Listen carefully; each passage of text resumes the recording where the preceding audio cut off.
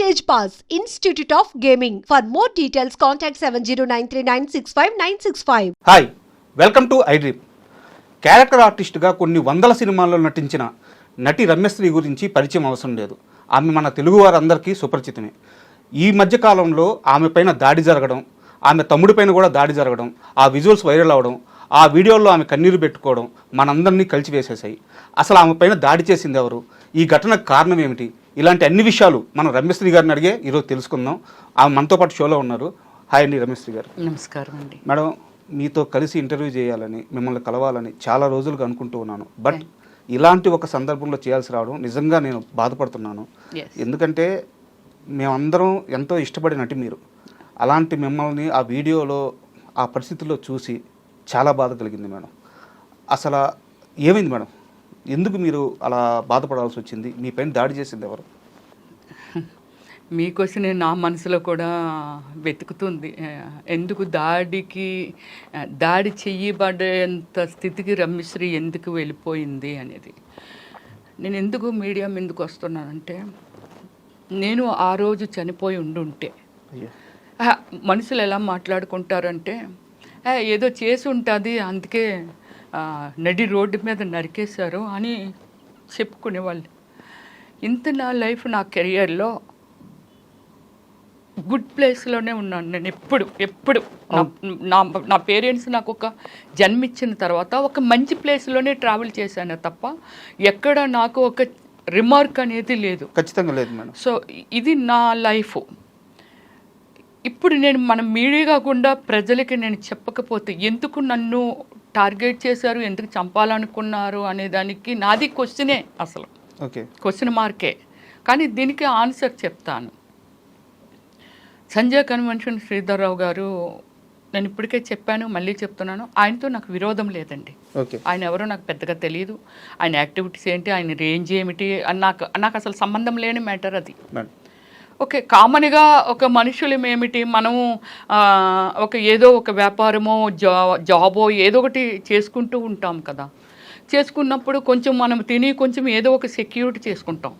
అందుకే ఏ దేశాలు ఏమైపోయినా సరే ఇండియా మాత్రం ఏమవ్వదు అంటారు. అంటే అలాంటి హ్యూమన్ బీయింగ్ ఉన్న మనుషులం ఉన్నాం మనము. అయ్యో రేపు ఏమైనా అయితే ఏంటి పరిస్థితి, మన పిల్లల పరిస్థితి ఏమిటి అనుకునే మనుషులమే. ఇలా ఏమిటంటే రమ్యశ్రీ కూడా అలానే ఇన్ని సినిమాలు చేసి రంగులు వేసుకొని డే అండ్ నైట్ కష్టపడి నేను సంపాదించుకున్న డబ్బులో ఒక సక్రమైన మార్గంలో ఒక ఇల్లు కొనుక్కుంటాము, లేకపోతే ఎక్కడైనా ఒక స్థలం. డబ్బునైతే దాయలేము కదండి, అంతే కదా మేడం. ఎవ్వరివి డబ్బుని మూటలు కట్టలేము. సో అలాంటిది ఆ డబ్బులు ఎక్కడోకక్కడ మనం పెట్టుకోవాలి. ఒక మంచి అది ఏమిటి జాగ్రత్త లాయర్కి చూపించుకొని ఇది బాగానే ఉందా, అది ఉందా, ఇందని పెట్టుకుంటుంటాం. 2003లో పెట్టానంటే ఎన్ని ఇయర్స్ అయిందో చెప్పండి. అవును కదా. కొనుక్కున్నాను, 22 సంవత్సరాలు అవుతుంది. కొనుక్కున్నాను. అక్కడ ఇప్పుడు జరిగిన సిచ్యువేషన్ ఏమిటి అంటే, నా స్థలంలాగే దగ్గర ఒక 40 మందిది అక్కడ స్థలాలు లేవు. బాధపడుతున్నారు, సఫర్ అవుతున్నారు. ఎస్, అందులో నేను ఒకదాన్ని అంతే. ఇక్కడ ఒకసారి నా సైట్లోకి వెళ్ళి విజిట్ చేస్తే అన్ని వాష్రూమ్లు అయ్యి కట్టేసి ఉన్నాయి అందులో. ఎప్పుడు మేడం ఇది ఒక 2 years అవుతుంది. 2 years బ్యాక్ ఎప్పుడో జరిగింది. అప్పుడు ఎవరిని అడగాలో నాకు అక్కడ తెలియదు. ఇదేంటి మన సైట్లో మన సర్వే నెంబర్ ఉంటుంది, ఎలా అయ్యింది ఇదేంటి అనేసి పోలీసులు అప్రోచ్ అవ్వడం జరిగింది. అంటే కంప్లైంట్ ఇవ్వండి అది ఇదని.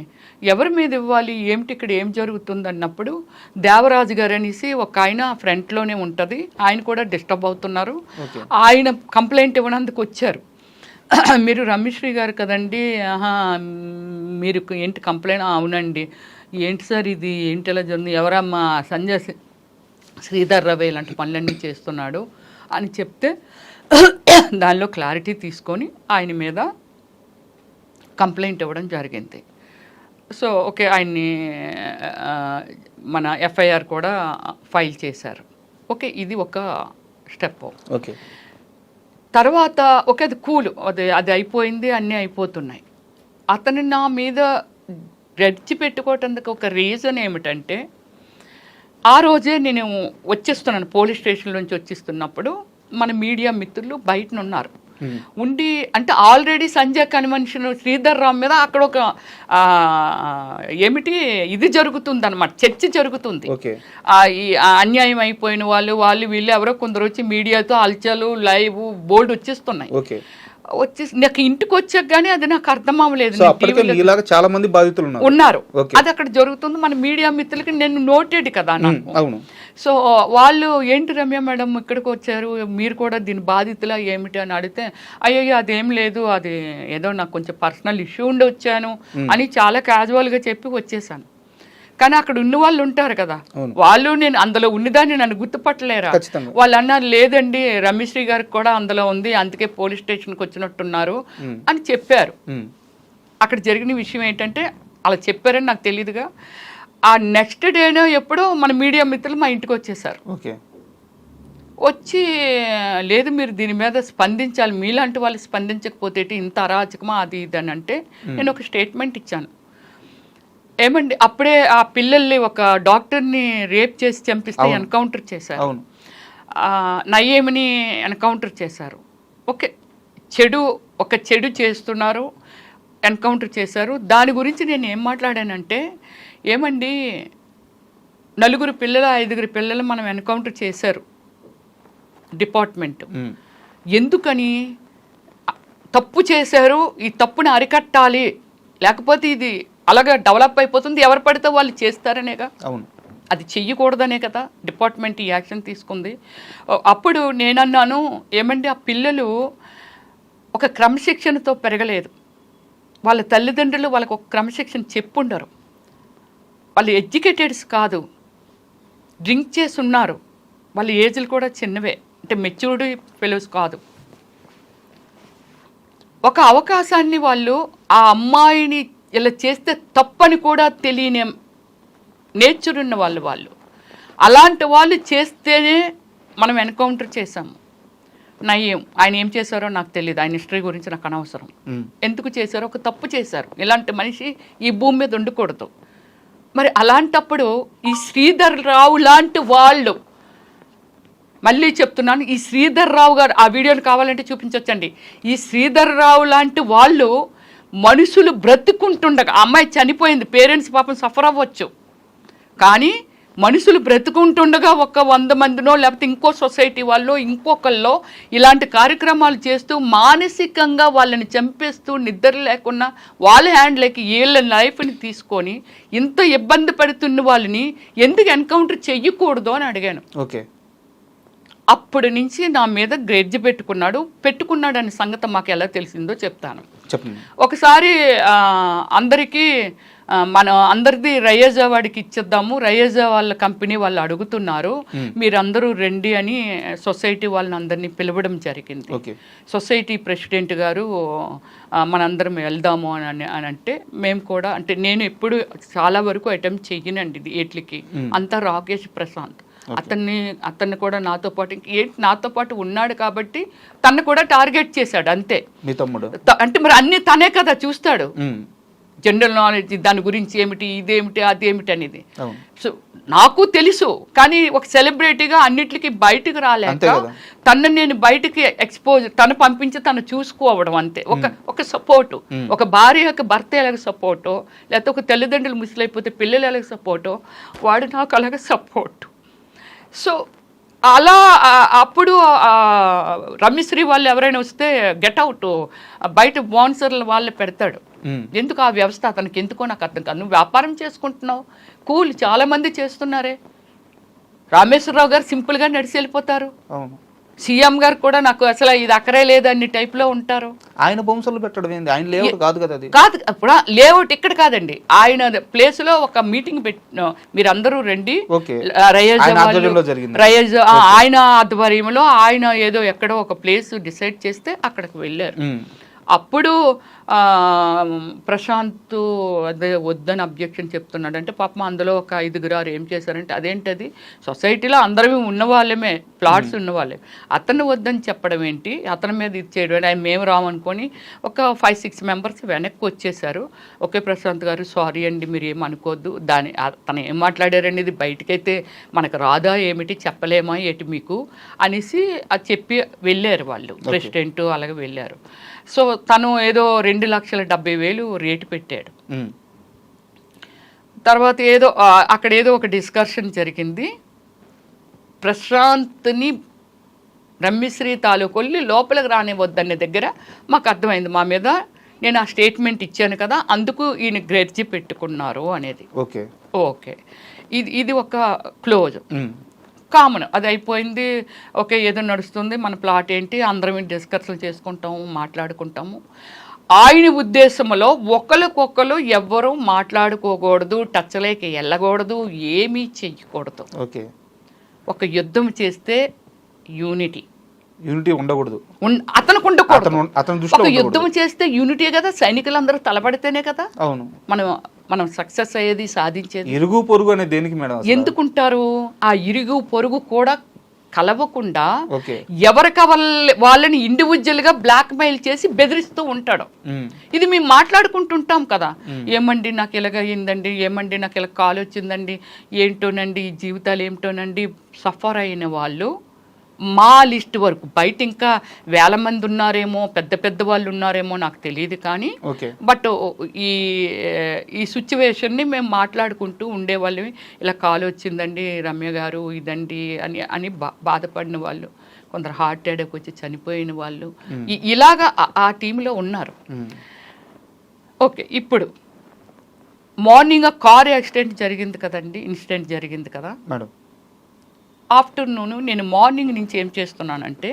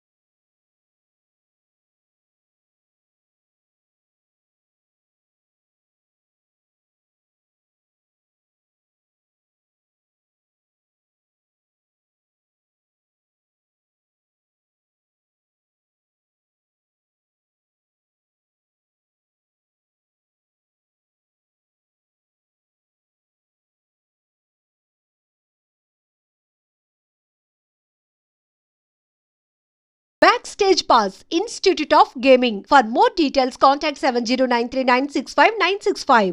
లేదు మేడం మనం కాస్త క్లియర్గా వద్దాము. సో ఈ 2 ఇన్సిడెంట్లు గతంలో జరిగాయి. ఆల్రెడీ మీ స్థలంలో ఆయన టాయిలెట్స్ కట్టించేస్తున్నారు, మీరు అప్పుడు ఒక స్టేట్మెంట్ ఇచ్చారు, దాన్ని పర్సనల్ గా తీసుకొని ఆయన గ్రెడ్జ్ పెట్టుకొని మిమ్మల్ని ఆ మీటింగ్స్ అన్నిటికీ అవాయిడ్ చేస్తూ వచ్చారు. తర్వాత ఈ మొత్తం విషయంలోకి హైడ్రా ఎలా ప్రవేశించింది, సో వాళ్ళు వచ్చి ఫస్ట్ ఏం చేశారు, వాళ్ళు చేసి వెళ్ళిన తర్వాత శ్రీధర్రావు గారి రియాక్షన్ ఏంటి, అక్కడి నుంచి కాస్త వివరంగా చెప్పండి. దీనికి ఏమిటంటే హైడ్రా పెట్టిన తర్వాత, అంటే హైడ్రా ఎప్పటి నుంచో లేదు కదండి, హైడ్రా ప్రవేశపెట్టిన తర్వాత దాని రూల్స్ ఏమిటి, రెగ్యులేషన్స్ ఏమిటి, వీటి గురించి అనేది క్షుణ్ణంగా తెలుసుకున్నామండి. ఇది నిజంగాన మన తెలంగాణ రాష్ట్ర రెస్పెక్ట్ఫుల్ సీఎం రేవంత్ రెడ్డి గారికి పాదాభివందనం చేయాలండి. లేకపోతే మేము చాలామంది బయటపడలేము, అంటే మేమని కాదు, ఈ సొసైటీలో ఈ సమాజంలో చాలామంది బయటపడలేరు. సో దీన్ని ఇదంతా స్టడీ చేసాము, మాట్లాడుకున్న తర్వాత వాళ్ళు ఏమన్నారంటే, రమ్య గారు ఇలాంటివన్నీ చాలా చూసామండి, మీరు కొంచెం ముందుంటారా, మీరు సెలబ్రిటీ కదండి, ఎవరైనా మాట్లాడినా వింటారు, మీతోటి బాధితులు మేమందరం పెద్ద వాళ్ళమి, 80 ఏళ్ళు 85 ఏళ్ళు అలాగే 70 ఏళ్ళు ఇలాంటి వాళ్ళమి, ఎవరో ఒక కొడుకుంటే ఎక్కడో ఉన్నాడు, ఏదో చిన్న జాబ్ చేసుకుంటున్నాడు, దీని గురించి పెద్దగా చెప్పినా వాళ్ళకి అర్థం కాదు, ఎంతో కష్టార్జంతో అప్పుడు ఏవో చిన్న జాబులు చేసుకుంటే ఆ జాబ్ చేసుకున్న దాంతో అది కొనుక్కున్నానమ్మ కూడబెట్టుకొని ఇలాగ వీళ్ళు చెప్పారు.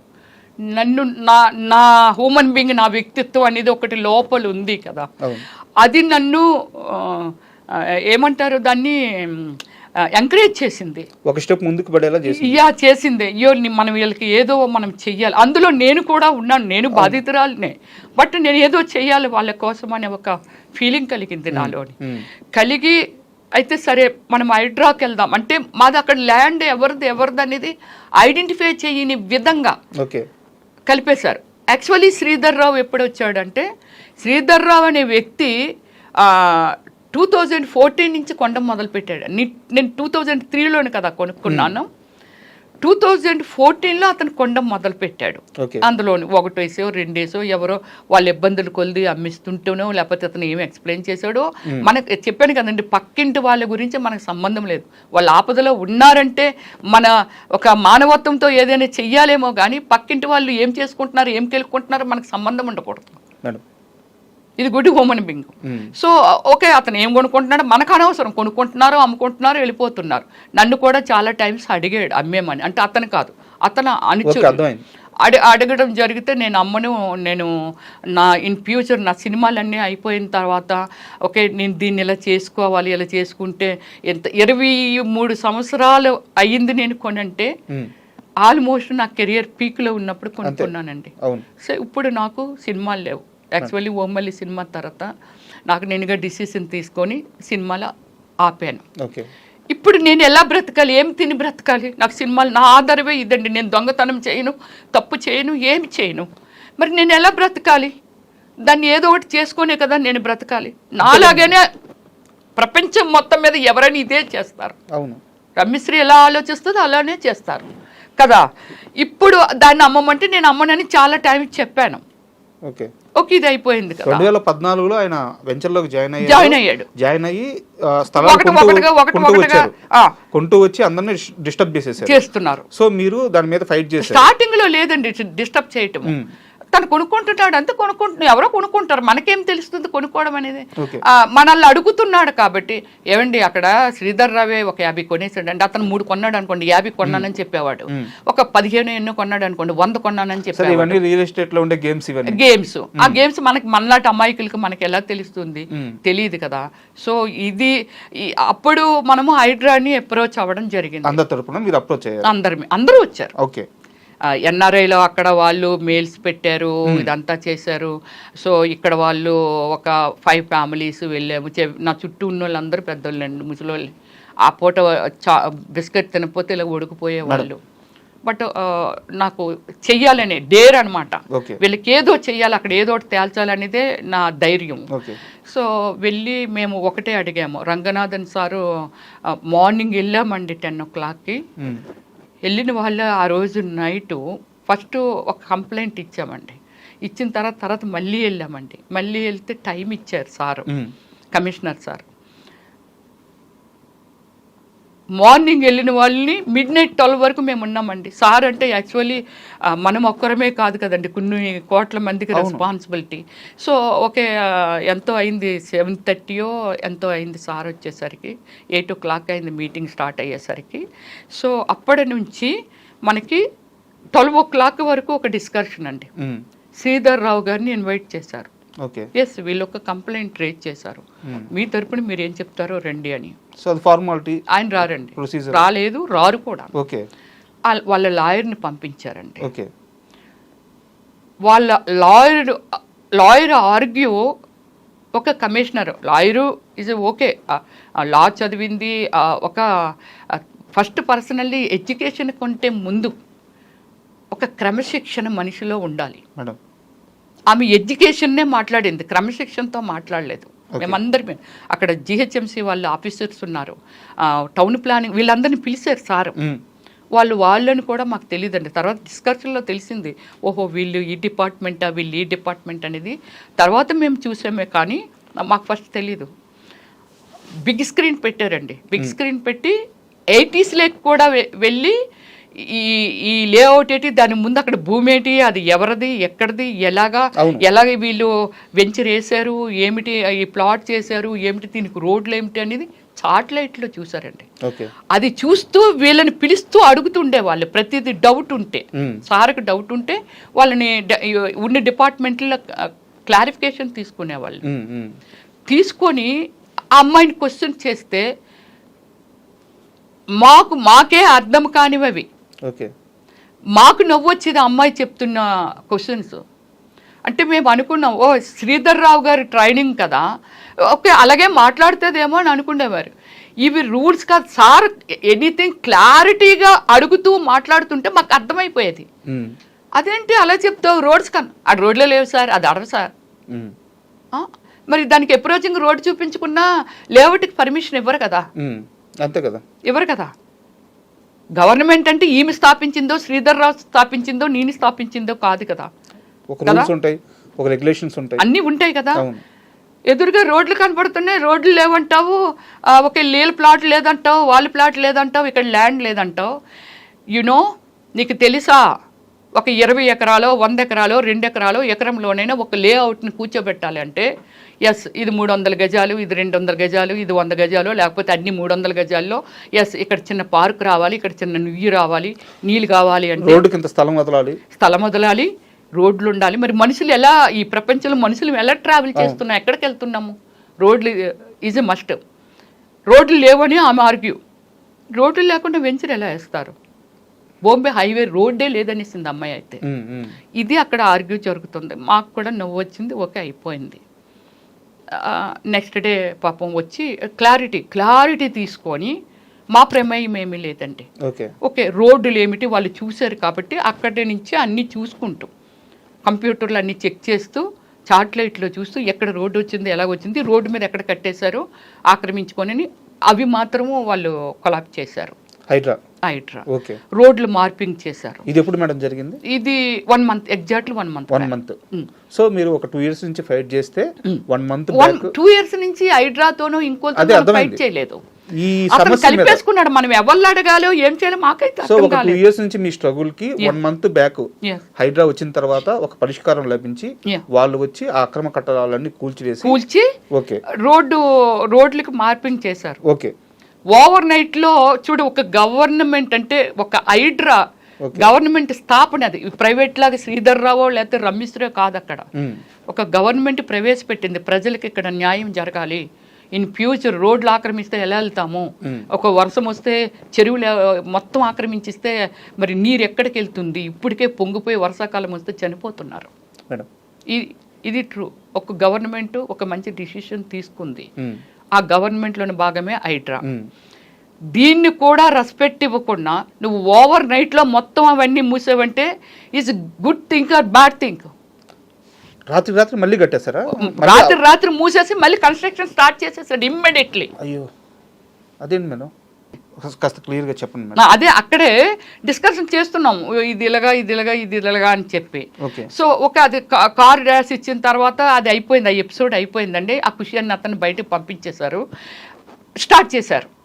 ఆఫీసర్లు అందరూ వచ్చారు కదా, బయటకు వెళ్ళారు. బయట నుంచి ఇక్కడి నుంచే దీని మార్కింగ్స్ దీని బోర్డర్స్ ఉంటాయి కదండి, అది చూస్తూ వాళ్ళు మార్పింగ్ చేసి, సార్ ఇంతకు ముందులా గన్ చేస్తారు ఏమిటంటే, లేదమ్మా ఇప్పుడు పెయింటింగ్ వేస్తున్నాం, పెయింటింగ్ మీద స్ప్రే కొడుతున్నాం, చెరపటానికి వీలు పడదానంటే నేనేం చేస్తున్నానంటే అప్పటి నుంచి మార్పింగ్ ఎక్కడ చేస్తున్నారు, దాని లొకేషన్ ఏమిటి, ఆపోజిట్ అక్కడ ఏముంది, పక్కన ఏముంది అనేది ఒక వీడియో, ఆ ల్యాండ్ మార్క్స్ చిన్న వీడియో తీయడం ఆపడం ఇలాగ 2 గంటల వరకు అక్కడ అనుమానితులండి దగ్గర ఒక 70 మంది ఇలాగ వాళ్ళే ఉన్నారు.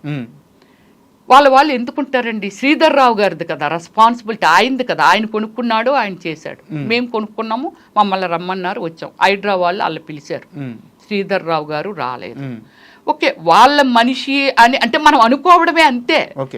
వాళ్ళు కూడా పక్కనున్న వాళ్ళు మీరు ఎవరండి అంటే మాకు అర్థమైపోయింది, ఈ చుట్టుపక్కల వెళ్ళి ఇక్కడ 4 కనబడుతున్నారు, ఇక్కడ 2 కనబడుతున్నారు, ఇలా మాకు అర్థమైపోయింది వీళ్ళందరూ శ్రీధర్ రావు మనుషులు అని. అయినా వాళ్ళు అడగటందుకు డేర్ చేసేవాళ్ళు కాదు. నాతో చెప్తుండే వాళ్ళు ఎవరో తెలుసండి శ్రీధర్ రావు మనుషులేనండి ఇలా చెప్తుంటే నేను అడిగేసేదాన్ని. మీరు లేదా పోలీసులు ఉన్నారు కదా అడగమనేదాన్ని, ఏమండి వాళ్ళు ఎవరో అడగండి, వెళ్ళండి, వీడియోలు అవి తీస్తున్నారు, వెనకాల అలా తిరుగుతున్నారు, వీళ్ళు ఎందుకు తిరుగుతున్నారు, శ్రీధర్ రావు అయినా ఉండాలి, మనమైనా ఉండాలి, వీళ్ళందరూ ఎవరో అని అలాగ అడుగుతూ కొందరిని బయటికి పంపించడం ఏముందండి, ఇక్కడ మేము వర్క్ చేస్తున్నాం, అలాగే వెళ్తాడు, మళ్ళీ ఇక్కడికి వచ్చేస్తున్నారు. ఇది జరిగింది. 2 వరకు నేను వీడియో కూడా 2 వరకు అన్నీ చూస్తున్నాను. నా సైట్ ఇది కూడా, రోడ్ ఇది, ఇవి అన్నీ చూస్తున్నామండి, అందరి చూసుకుంటున్నాము. ఓహో మన ఇక్కడ అదేనండి మాది అంటే మేము ఎన్నిసార్లు చూసుంటాం మన ప్లాట్ ని, ఐడెంటిఫికేషన్ నోటెడే కదా. దీన్ని ఏమిటంటే ఎప్పుడైతే రోడ్లు వీళ్ళు ఇంకా అప్పటికి ఇంకా ఏమీ రాలేదండి, ఒకటే పొక్కులైనర్ ఉంది, వస్తాయండి ముందు మార్పింగ్ చేసిస్తే అంటే మేము రిక్వెస్ట్ చేస్తున్నాం ఆ సార్ని, సార్ మీరు మార్పింగ్ చేస్తున్నారు, మళ్ళీ సగం అటు ఇటు చేసి వెళ్ళిపోతే మళ్ళీ అతను రాత్రి మూయించేస్తాడు అంటే మేమేమో ఎర్రోళ్ళు మా అమ్మ, మేము కూడా ఎడ్యుకేటెడ్స్, మేము ఒక వ్యవస్థని నడుపుతున్న వాళ్ళమి, ప్రజలకు రెస్పాన్సిబిలిటీ ఉన్న వాళ్ళమి. సో అందువల్ల ఏమిటంటే డోంట్ వరీ, మేము అంతా క్లియర్ చేసే మీకు ఇస్తాము రోడ్లు మాత్రము అనేసి చెప్తున్నారు.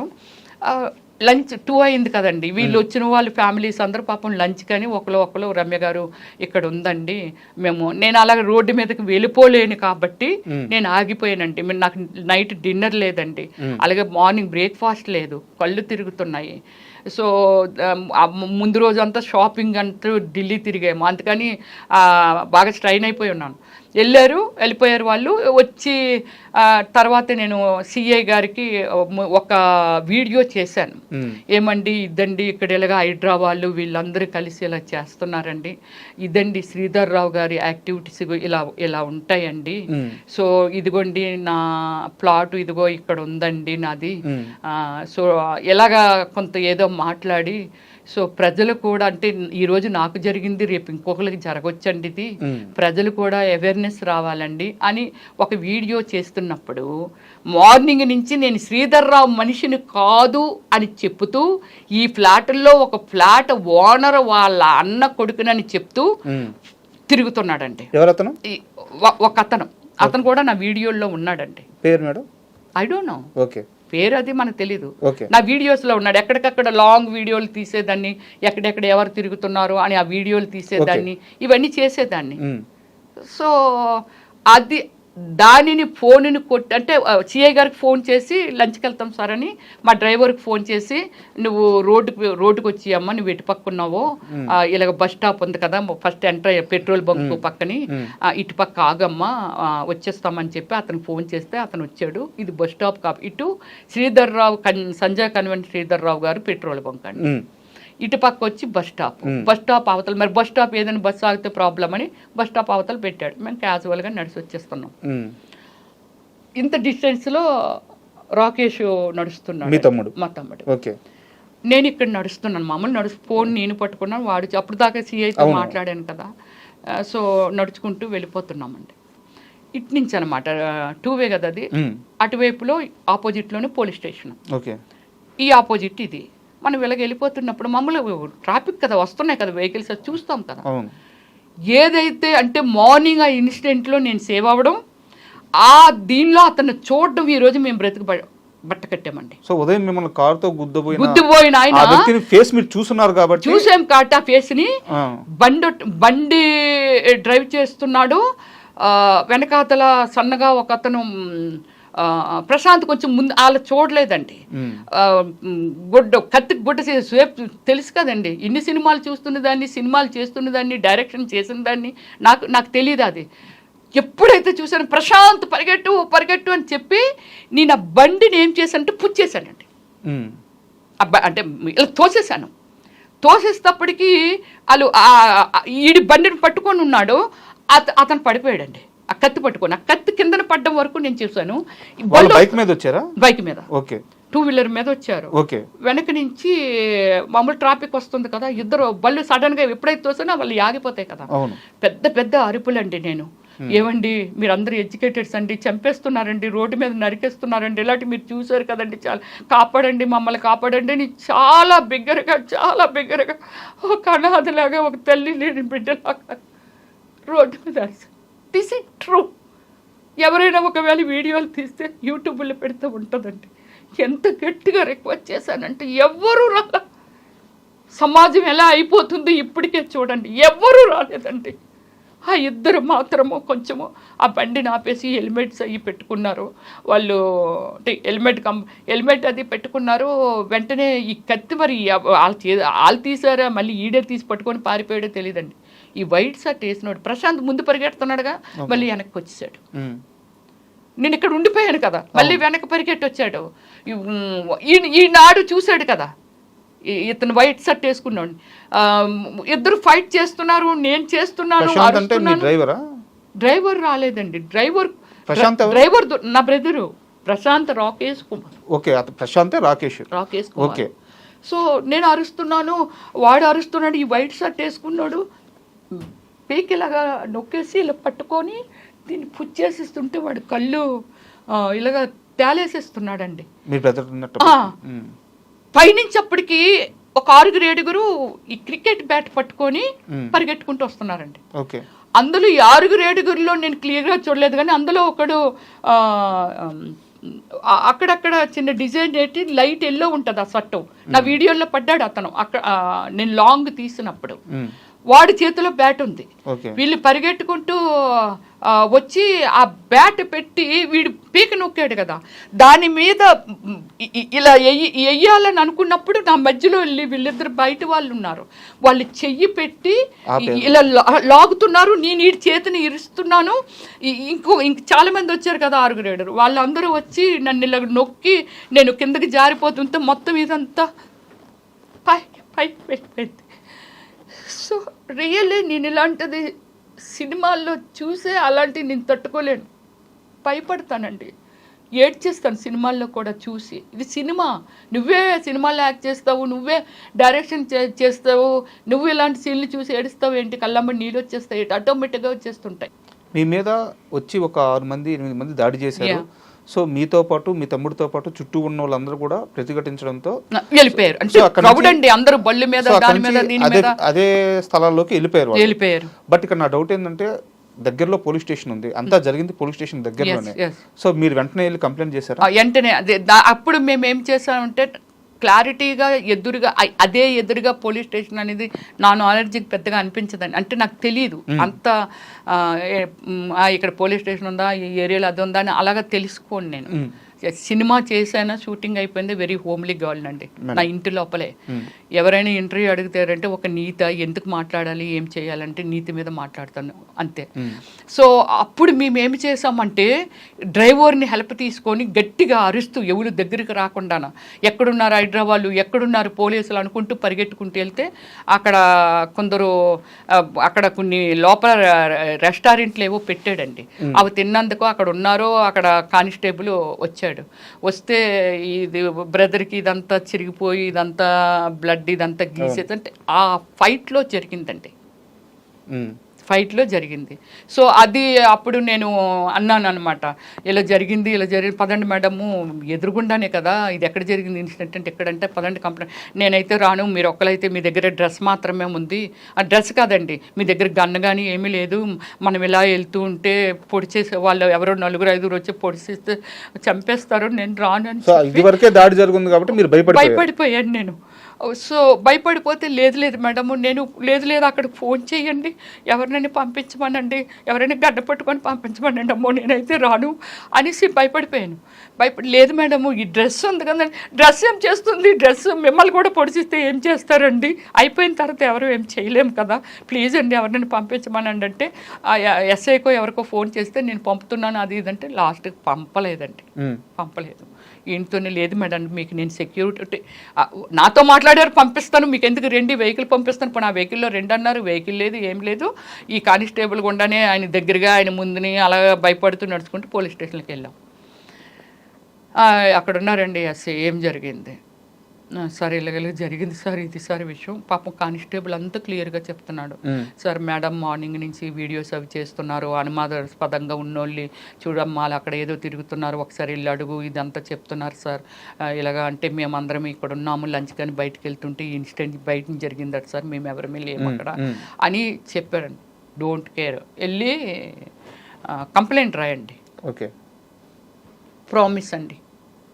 ఒక ఎస్ఐ మీద నేను ఇలా చెప్పాను కదండి, జాబ్ చేసే వాళ్ళన్నా కష్టపడే వాళ్ళన్నా నేను చాలా రెస్పెక్ట్ ఇస్తాను, కానీ అక్కడ అతను కేర్లెస్. ఇంతకుముందు నేను వినేదాన్ని కదా, అక్కడ ఉన్న పోలీసులు, అక్కడ ఉన్న పోలీస్ స్టేషను అమ్ముడిపోయిందండి శ్రీధర్రావుకి. శ్రీధర్రావు ఏది చెప్పితే అదే జరుగుతుందండి, అక్కడ మనకేమి న్యాయం జరగదండి, మనం కంప్లైంట్లు ఇచ్చుకొని అవి ఇచ్చుకొని. ఓకే, నేను ఆ వాతావరణాన్ని అక్కడ చూశాను. సో ఈ ప్రాబ్లము ఇదంతా లెటర్ రాయమంటున్నారు, మాకు చేతులు మీరు రాయండి అంటాడు రైటర్, నువ్వు ఉన్నావు కదా రైట్, అందుకే నువ్వు ఉన్నావు కదా, మీరు రాయడం ఏంది రైట్ అందుకే రైటర్ నువ్వు ఉన్నావు, ఓకే మాకు ఈ టెన్షన్లో ఉన్నాం కాబట్టి రాయలేము, రాసిపెట్టు. సరే చెప్పండి, ఇదే ఆయన ఎక్స్ప్రెషన్. సో దీన్ని మనము ఒక ఏది చేసో లెటర్ రాసాము. అప్పుడు మాలా చౌదరి గారని ఈయన బాధితురాలు, శ్రీధర్రావు గారు బాధితురాలు, ఆమెనేమో పాపం వాళ్ళ హస్బెండ్ ఏదో మర్డర్ చేశారు ఏదో. ఆయన ఏంటండి మేజర్ అండి, రిటైర్డ్ మిలిటరీ మేజర్ అండి, మిలిటరీలో ప్రజాసేవ చేసే మనిషి. ఏదో అయింది, ఆవిడ్ని 2 weeks శ్రీధర్రావే నువ్వు చౌదరివి నేను చౌదరినని అలాగ పాపం ఆమెని మబ్బి పెట్టి, కులాన్ని ఎందుకండి వాడుకుంటాడు. చౌదరి అయితే చౌదరిలో ఉన్నోళ్ళందరూ ఇతన్ని తప్పు చేయమని చెప్తున్నారా అండి, చెప్పరు కదా, అది ఎంత తప్పు కులాన్ని వాడడం అనేది. అలా వాడుకొని ఆవిడ్ని మబ్బి పెట్టి, అది అక్కడ జరిగిన సిచ్యువేషన్ అండి. ఆవిడ ఆల్రెడీ మన అడిషనల్ కమిషనర్ దగ్గరికి వెళ్ళి ఏంటి సార్ ఇది ఎలాగుంది చూడండి సార్, వీళ్ళందరూ భోజనానికి వెళ్ళి వాళ్ళందరూ అక్కడికి వచ్చేసారు సార్.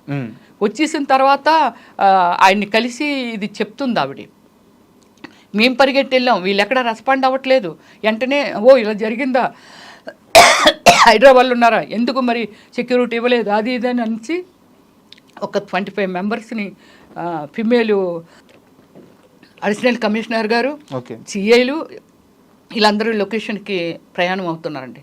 నేను ఇది కంప్లీట్ అవ్వలేదు, దీనికి మనకేమీ ఎక్నాలజ్మెంట్ ఇవ్వలేదు, నేను వాళ్ళతో వెళ్ళిపోతాను, ఉండండి మీరు కూడా ఉండండి సార్, నేను కూడా అక్కడికే వచ్చేస్తాను అని చెప్పి నా బ్రదర్ని ఏమో హాస్పిటల్కి రాశారు సార్. వాడిని ఒక్కడిని పంపించాలంటే భయము.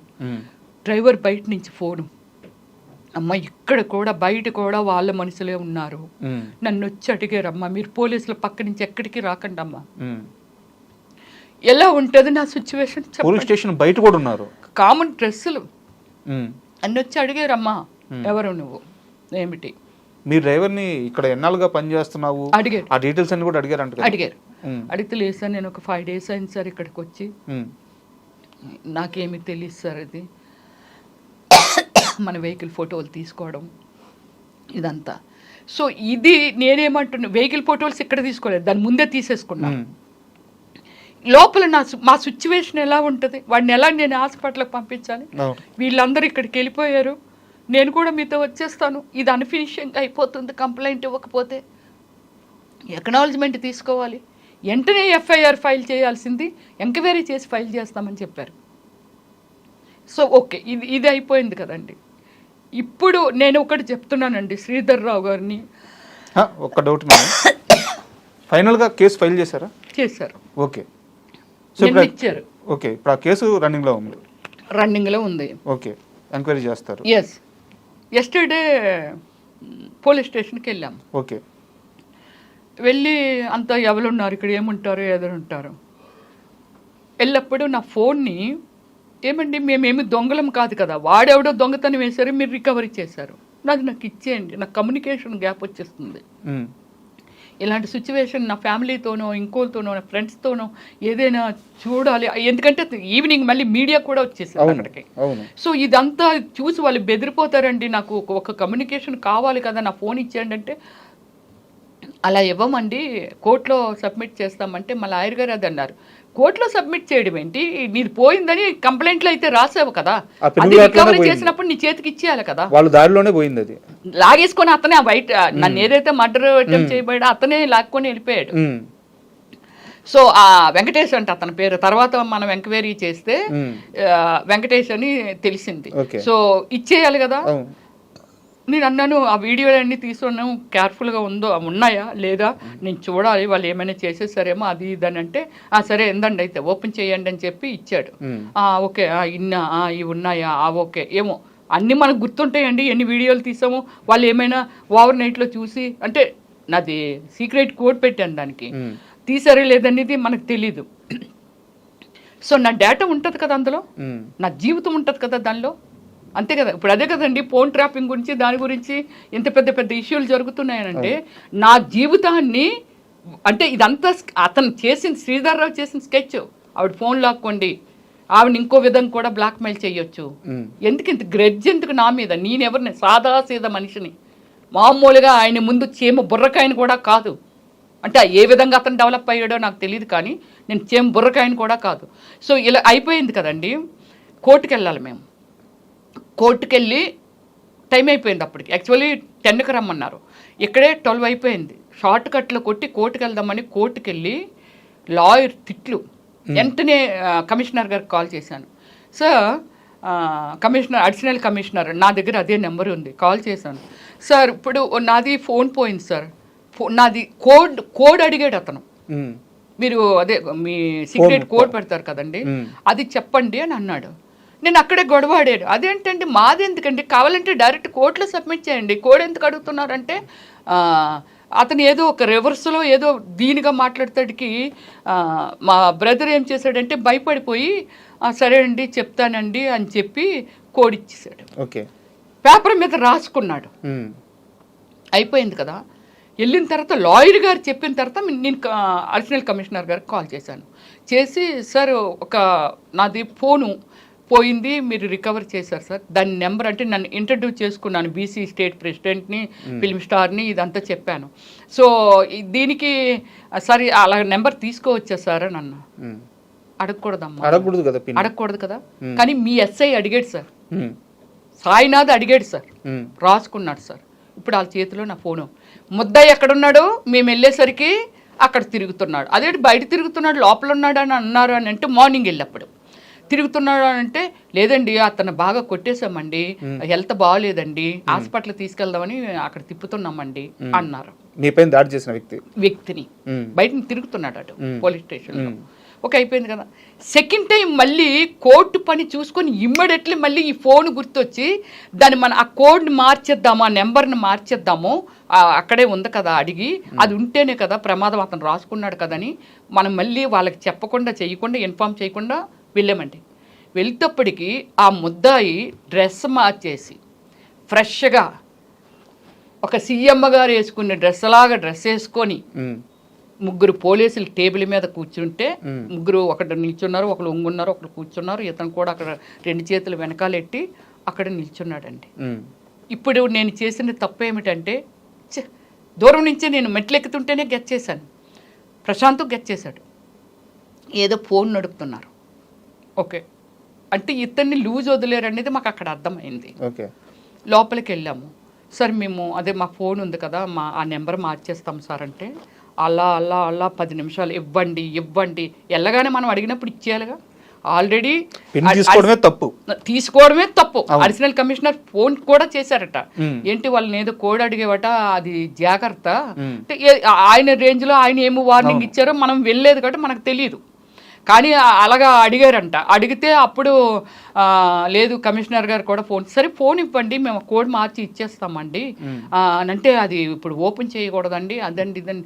అదేంటండి, అది మా జీవితాన్ని మీ చేతిలో పెట్టుకొని కోడ్ మార్చుతాం, మీరు ఇక్కడే ఉంటారు, ఇప్పుడు ఇక్కడ వచ్చి నిలబడండి, మేము మా నెంబర్ సీక్రెట్గా మార్చేసుకుంటామంటే, మేము ఉన్నప్పుడు బీరువాలో పెట్టిన ఫోను ఇక్కడ కింద నేను వస్తున్నప్పుడు 3 పోలీసులు ఇతను నడుపుతున్నారని చెప్పాను, చూస్తున్నారని చెప్పాను. అక్కడ నుంచి ఫోన్ పట్టుకొచ్చాడండి ఎస్ఐ. అంటే నా ఫోన్ ఓపెన్ చేసినట్టేగా దాని అర్థం. ఇదండి నేను ఏమి మెసేజ్ ఇవ్వాలని అనుకుంటున్నానంటే, నేను కొన్ని సిద్ధాంతాలు ఉన్న వ్యక్తిని, మనిషి అనే ఒక మనుషుల్ని ప్రేమించే వ్యక్తిని, మనిషిని మనిషిగా, ఒకటే జన్మ ఉంటుంది, ఒక్కసారి మరణం ఉంటుంది, మనిషిని మనిషిగా చూడాలనుకునే వ్యక్తిత్వం అండి. నేను సినిమాల్లో చెయ్యొచ్చు, నాకు అది రాసిపెట్టి ఉంది కాబట్టి, భగవంతుడే ఫస్టే డిసైడ్ చేస్తాడని చెప్తారు కదండి, రాసిపెట్టి ఉంది, తప్పు కానీ ఇది కాదు, ఉంది కాబట్టి. సో నేను సినిమాల్లోకి వచ్చి ఉంటాను. మహానుభావులు ఒక హిస్టరీని, ఒక ఏమిటి ఎన్టీఆర్ గారు ఒక దేవుడా రాముడా భీముడా ఇలా అన్నీ ఒక హిస్టరీని చూపించగలిగారని అంటే, ఒక చిరంజీవి గారిని అంటూ వాళ్ళు, ఇలాంటి వాళ్ళందరూ పెద్ద పెద్ద సక్సెస్లో ఒక జనానికి ఒక మెసేజ్ అండి సినిమా అంటే. ఒక కుటుంబం అండి, ఒక దేవుళ్ళండి, ఒక యుద్ధం అండి, ఒక చీటింగ్లండి, ఇదే కదా సినిమా అంటే. దాన్ని ప్రజలకి అవేర్నెస్ కల్పిస్తున్నారండి సినిమాలు తీసి. మేడం, నేను సామాన్యురాలని, సో నేనేం చేయలేను ఇలా అంటున్నారు. బట్ మీరు కొన్ని 100 సినిమాల్లో యాక్ట్ చేసిన నటి, 400 మూవీస్ నియర్లీ, కొన్ని కోట్ల మందికి తెలిసిన నటి, కొన్ని లక్షల మంది మిమ్మల్ని అభిమానించే వాళ్ళు ఉన్నారు, సో మిమ్మల్ని ఇష్టపడే వాళ్ళు ఉన్నారు. మీలాంటి ఓ వ్యక్తి పైన ఇలా పబ్లిక్గా దాడి జరగడం, మీరు ఒక న్యాయం కోసం అధికారుల దగ్గరికి వెళ్తే అక్కడ రెస్పాన్స్ సరిగ్గా రాకపోవడం, అధికారుల దగ్గరికి ఎవరి దగ్గర, పోలీస్ అధికారులు కానీ ఎవరి దగ్గరికి, సో మీలాంటి వ్యక్తి పైన ఇంత దాడి జరుగుతున్నప్పుడు ఇండస్ట్రీ నుంచి మీకు ఎందుకు సపోర్ట్ రాలేదు ఇప్పటిదాకా? ఎవరు ఇండస్ట్రీ నుంచి సపోర్ట్ రాకపోవడం అనేది ఏం లేదండి. యాక్చువల్లీ ఏమిటంటే నా ఫోన్ కొట్టేశారు కాబట్టి వాళ్ళు, అంటే ఫోన్ కూడా ఒక భాగమే, ఫోన్ కూడా లాగేసుకోవాలి, ఇందులో మొత్తం అంతా ఉంది కాబట్టి ప్రూఫ్స్ ఉన్నాయి కాబట్టి. సో ఇది వాళ్ళు చాలా మూర్ఖులుగా బిహేవ్ చేశారండి. హైడ్రా గవర్నమెంట్ కదా, అంతే కదా, ఒక డిపార్ట్మెంటే కదా. హైడ్రా దగ్గర ఆ ప్రూఫ్లు అన్ని మెజర్స్ తెలియకుండానే వాళ్ళు కొట్టేస్తున్నారా? కాకపోతే నా వీడియో ఒకటి చేశాను కదండి, ఇది వైరల్ అయిపోతుందని, అబ్బాయి మార్నింగ్ నుంచి వేరొకరు అని చెప్పి తిరుగుతున్నాడు అని చెప్పాను కదండి. వాడు ఇన్ఫర్మేషన్ ఇచ్చాడు, ఆవిడ దగ్గర ఫోన్ లాగేయండి అనేసి. సో అలాగ ఫోన్ ఎత్తుకెళ్ళిపోయారే తప్ప, సో వాళ్ళ దగ్గర ఉండదా ఏంటి ఇన్ఫర్మేషన్? హైడ్రా వాళ్ళ దగ్గర ఉండదా ఏంటి ఇన్ఫర్మేషన్? ఉంటుంది కదా. బట్ కాకపోతే ఏమిటంటే వాళ్ళు ఇంత మూర్ఖంగా ఆలోచించడం కూడా తప్పే, వాళ్ళకి తెలియదు అంతే. సో కానీ నాకు ఆ డిపార్ట్మెంట్ గురించి ఓన్లీ గచ్చిపోలేండి, అందరూ చెడ్డ ఆఫీసర్లే ఉండేది. అంటే నా క్వశ్చన్ అధికారుల గురించి కాదు, వాళ్ళ గురించి కాదు, నేను అడిగేది ఏంటంటే సినిమా నాకు ఫోన్ కమ్యూనికేషన్ వచ్చేసిందండి. అంటే మీ ఫోను ఆల్రెడీ పోలీస్ స్టేషన్ లో ఉందని చెప్పి మీరు చెప్పారు, అక్కడ లేట్ అయిందని చెప్పి చెప్పారు. బట్ నా క్వశ్చన్ ఏంటంటే, రమ్యశ్రీ అనే నటి మీద దాడి జరిగింది, ఒక సినీ నటి మీద ఇలా ఎందుకు దాడి చేస్తారని చెప్పేసి ఏ యాక్టర్స్ కానీ ఏ ఒక్కరు కూడా బయటకు వచ్చి ఒక సోషల్ మీడియాలో కానీ వాళ్ళ వాయిస్ ని వినిపించలేదు.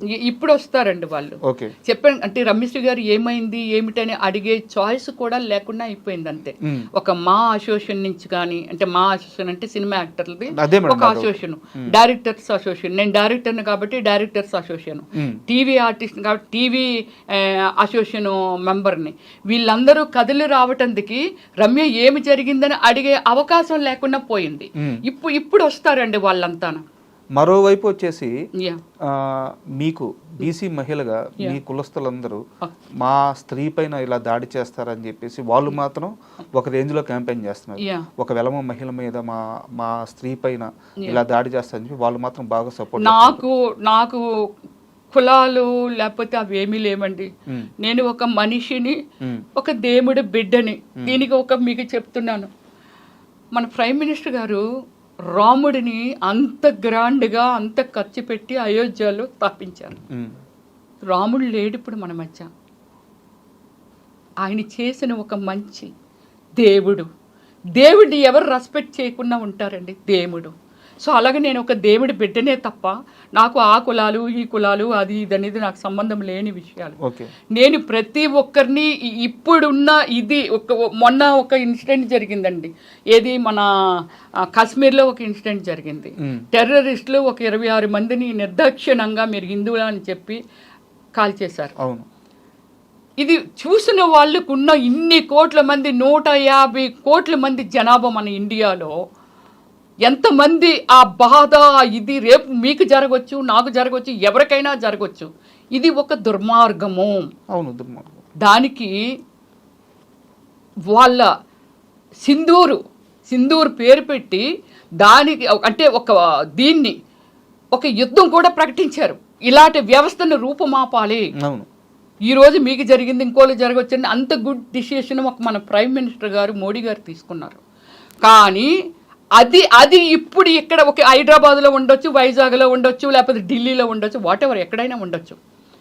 అంతకంటే మరి ఆ వ్యవస్థని ఒక యుద్ధం ప్రకటిస్తే, యుద్ధం చేస్తే ఎంతమంది సైనికులు చనిపోయేవాళ్ళు? 1000, 2000, 3000, 4000 వాటెవర్. అది వాళ్ళ సాక్రిఫికేషన్ జనం కోసం. మన జనాన్ని మనం కాపాడాలనేదే ఒక రెస్పాన్సిబిలిటీగా తీసుకున్న ప్రైమ్ మినిస్టరు. ఇప్పుడు ఇక్కడ శ్రీధర్ రావు గారి దగ్గరికి వద్దాం. శ్రీధర్ రావు గారు ఒక వ్యవస్థను మెయింటైన్ చేస్తున్నారు. ఒక వ్యవస్థ 200 మందో 300 మందో 100 మందో గోండాలంటే వాళ్ళని పాడు చేస్తున్నారా, బాగు చేస్తున్నారా? మన పిల్లడు కడుపుని పుట్టిన పిల్లడు తప్పు చేస్తే బెత్తం పట్టుకోనో లేకపోతే అది తప్పురని కొడుతున్నాం. నువ్వు ఒక వ్యవస్థని తయారు చేసి వాళ్ళకి ఏమి నేర్పుతున్నావు? వీడిని చంపు, వాడిని చంపు, విలగ చంపు, నేను ఆర్డర్ ఇస్తాను, ఇగో నీకు ఒక 2000 ఇస్తాను, 5000 ఇస్తానని ఒక వ్యవస్థని తయారు చేస్తే ఆ వ్యవస్థ ఇంకా ఎంతమందిని తయారు చేస్తుంటుంది?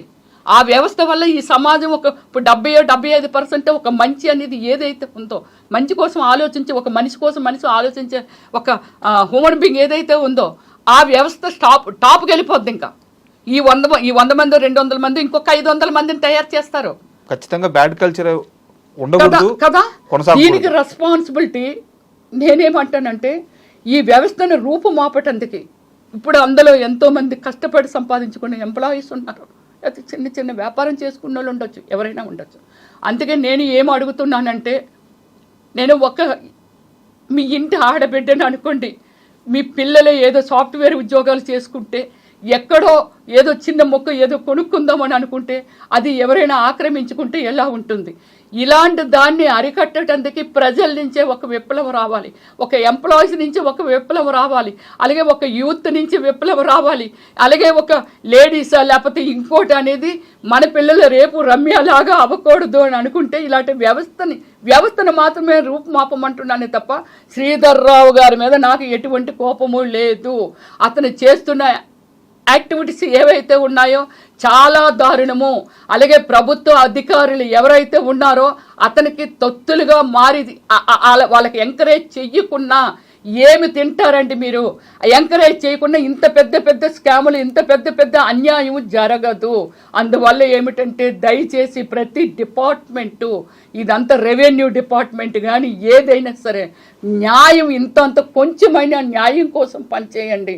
మీరు భోజనం చేస్తున్నారు, మీ పిల్లలు జాగ్రత్తగా ఉండాలనుకుంటారు. ఎవరి కోసం మీరు ఈ అన్యాయం చేసి డబ్బును సంపాదిస్తున్నారో ఆ పిల్లలు కూడా ఎలా తయారవుతారో ఆలోచించండి. మా డాడీ ఉద్యోగం ఏంటి, మాకు ఇంత డబ్బు ఎలాగొచ్చింది అనేది వాళ్ళు కూడా అదే బాటలో నడుస్తారు. కాబట్టి దయచేసి ఈ రమ్యశ్రీ పిలుపునిస్తుందండి. ప్రతి అన్న, ప్రతి అక్క, ప్రతి అమ్మ, ప్రతి దయచేసి నాకు జరిగినట్టుగా దీన్ని ఒక్కరికి బుద్ధి చెప్పితే కొందరు భయపడుతుంటారండి. అప్పుడు ఎన్కౌంటర్ చేస్తే చూడండి రేపులు చేయడాలు ఇవన్నీ తగ్గిపోయాయండి. అతను ఎప్పుడైతే అతన్ని నయ్యమునో లేకపోతే ఇంకోళ్ళో కొందరు స్వామీజీలు తయారయ్యారండి. వాళ్ళకి ఏమి తెలుసండి, అతను కూడా మనిషే. ఎంతోమంది కొందరు మాత్రమే మహానుభావులు ఉంటారు, కొందరు మాత్రమే. రజనీకాంత్ గారు కూడా చెప్తారండి, ఆయన ఒక వేదాంతి, ఒక దేవుడి లెక్కన ఆయన అంత మంచి ఆలోచిస్తారు. రోడ్డు అంటే సింపుల్గా వెళ్ళిపోతూ పేదవాళ్ళు ఉంటే దుప్పట్లు కప్పుతారు. ఆయన దేవుడి కింద ఎందుకు పూజిస్తున్నారంటే ఆయన చేసే విధానం. నన్ను కూడా కొన్ని లక్షల మంది నన్ను అభిమానిస్తారండి. నా యాక్టివిటీస్ అన్నీ ఎంత, నాకు 4 మిలియన్స్ ఫాలోవర్స్ ఉన్నారండి. 40 లక్షల మంది నా ఫేస్బుక్లో ఫాలోవర్స్ ఉన్నారు. ట్విట్టర్లోను నేను చేసినవి మీలాంటి వాళ్ళు ఉండరండి, రేరుగా ఉంటారండి, నాకు ట్వీట్ చేస్తూ ఉంటారు. ఇలాంటి మనిషినండి నేను. అందుకే నేను ప్రాధాయపడుతున్నాను. ప్రతి ఆ రాష్ట్రం ఈ రాష్ట్రం అని కాదు, మీరు కదిలి రండి, కదిలొచ్చి ఇలాంటి ఒక వ్యవస్థని, అంటే శ్రీధర్ రావుని ఈ వ్యవస్థ అనే దాన్ని మనం కంట్రోల్ చేయగలిగితే చాలన్నీ కంట్రోల్ అయిపోతుంటాయండి. భయపడతారండి మనుషులంటే ఇలాంటివి చేయటానికి. ఇది నా పిలుపండి. హైడ్రా దీని గుండా నేను మనందరికీ పిలుపునిస్తున్నానండి. అలాగే నేను సీఎం గారిని కూడా, మన తెలంగాణ స్టేట్ సీఎం గారిని కూడా, మీరందరూ, నేను ఒక్కదాన్ని అయితే ఎంత పోరాటం చేసినా దీనికి ఒక ఇది ఉండదండి. అప్పటిలోనే గాంధీ తాత గారు ఒక వ్యవస్థ, జనము, మనం ఎలా అంటే మన దగ్గర ఏమీ లేకున్నా, ఎక్విప్మెంట్స్ లేకున్నా, బాంబులు లేకున్నా, ఏమీ లేకున్నా అలాంటి వాళ్ళనే తరిమి కొట్టారు అని అంటే, అప్పుడు మన దేశం మీద, మన దేశాన్ని దోసుకు తింటున్నారని దండెత్తిన మన దేశంలో ఉన్న ఇలాంటి మహానుభావులు ఏమీ లేక ఇప్పుడు ఎంతో అందరూ ఎడ్యుకేటెడ్స్ ఉన్నారు. ఎంతో తెలుసు, మనందరికీ తెలుసును. జనరేషన్ మారింది. ప్రతి ఒక్కళ్ళు ఆ ఎడ్యుకేషన్ వల్ల ఒక మంచి ఏంటి చెడు ఏంటి తెలుసు. కాబట్టి మీరు అందరూ కదిలొచ్చి దయచేసి ఈ ఆడపిల్లకి సపోర్ట్గా నిలుస్తారని ప్రాధాయపడుతున్నాను. అలాగే మా సినిమా వాళ్ళని కూడా చాలామంది అండి, టీవీ ఆర్టిస్టులా, లేకపోతే డైరెక్టర్గా ఉన్నాను, డైరెక్టర్సా, లేకపోతే అలాగే మన ఫిలిం యాక్టర్స్ పెద్ద పెద్ద వాళ్ళు ఉన్నారు, చిరంజీవి గారు, బాలయ్య గారు, వీళ్ళందరూ. బాలయ్య గారితో కూడా నేను ఒక 3 సినిమాలు చేశాను. మంచి నేచరు, దైవభక్తులు. సో మీలాంటి వాళ్ళ పేర్లు వాడుకుంటూ, అతను మీ పేరు వాడుతున్నారా లేదనేది తెలియదు, కానీ ఇప్పుడే బాలకృష్ణ గారికి ఒక 5 సూట్ కేసులు డబ్బు పంపాను. ఇప్పుడే రేవంత్ రెడ్డి గారికి నేను ఒక 1000 కోట్లు ఇస్తే కానీ ఎలక్షన్ చేయలేడు తను అని. అంటే ఒక వ్యవస్థను తన మాటల గుండా, తన యాటిట్యూడ్ గుండా ఒక వ్యవస్థను పాడు చేసేస్తున్నాడు సార్. నా రిక్వెస్ట్ లాస్ట్గా ఫైనల్ ఏమిటంటే, iDream గుండా నేను రెస్పెక్టబుల్ తెలంగాణ రాష్ట్ర సీఎం గారు రేవంత్ రెడ్డి గారికి చేతులు జోడించి ప్రాధేయపడుతున్నాను సార్. ప్రతి క్షణము భయపడుతూ తిరుగుతున్నాం సార్. ఏదైతే నా కార్డులు ఉన్నాయో వాటికి నెంబర్ ప్లేట్లు తీసేస్తాను సార్. మీరు ఏదైనా ఎవరికి నేను అప్లై చేసుకోవాలో ఏమిటో అనేది చెప్తే నేను అప్లై చేసుకుంటాను సార్. ఇవన్నీ స్కార్పులు అవి కట్టుకొని తిరుగుతున్నాం సార్. అతనికి ఒక సెకండ్ సార్ మా అడ్రస్ కొనుక్కోవడము. నేను పబ్లిక్గానే నేను చెప్పాను, iDream సాక్షిగా చెప్తున్నాను. నా కుటుంబంలో రాకేష్గా, అదే ప్రశాంత్ రాకేష్గా, నాకా, లేకపోతే నా కుటుంబంలో ఎవరికైనా ఏదైనా జరిగితే, ఏదైనా నా మీద ఇంతవరకు ఒక క్రైమా, లేకపోతే ఒక కంప్లైంటా, లేకపోతే ఇంకోటి నేను ఇంకొకరి మీద కంప్లైంట్ ఇవ్వడం, ఇలాంటి ఏమీ లేవు సార్. నా మీద ఒక వైట్ పేపర్ లాంటి మనిషిని నేను. నాకు ఏవైనా ఇలాంటివి ఎదురైతే అది కేవలం శ్రీధర్ రావు గారి మీద వల్లే ఎదురవ్వాలి. నాకు నన్ను ఎవరైనా పొడిచి చంపినా, కారుతో గుద్దినా, ఏమి చేసినా, రాకేష్ని కానీ ఇదంతా అది శ్రీధర్ రావు గారి వాళ్ళ మీద. కాబట్టి దయచేసి ప్రభుత్వం దిగొచ్చి మాకు నాలాగా ఇలాగా ఇందులో ఉన్నారు కాబట్టి, పాపం అనాథులు లాంటి వాళ్ళు, పెద్దవాళ్ళు ఉన్నారు కాబట్టి, మీ ప్రజల్లో మీ 5-6 కోట్ల జనాభాలో మేము కూడా ఒక మనుషులమే సార్. మమ్మల్ని దయచేసి సెక్యూరిటీ చేయండి sir, please sir. Thank you. Rameshwari గారు, మీరు ఎమోషనల్ అవ్వద్దు. సో మీ వర్షన్ మీరు చెప్పారు. సో జరగాల్సిన న్యాయం ఖచ్చితంగా జరుగుతుంది, అధికారులు స్పందిస్తారు. అండ్ ఈ మొత్తం విషయంలో మీరు ఎంతైతే స్ట్రగుల్ అవుతున్నారో, ఈ బాధ నుంచి, ఈ పెయిన్ నుంచి మీరు త్వరగా బయటికి రావాలని, మీకు జరగాల్సిన మారిపోమని చెప్తున్నారు. ఏమండి అక్కడి నుంచి మారిపోండి, ఒక్కొక్కరు ఒక్క సలహాలు. ఆ ఇల్లు మారిపోండి, వాడికి తెలిసిపోయి ఉంటుంది కదా, ఎక్కడికైనా వెళ్ళిపోండి.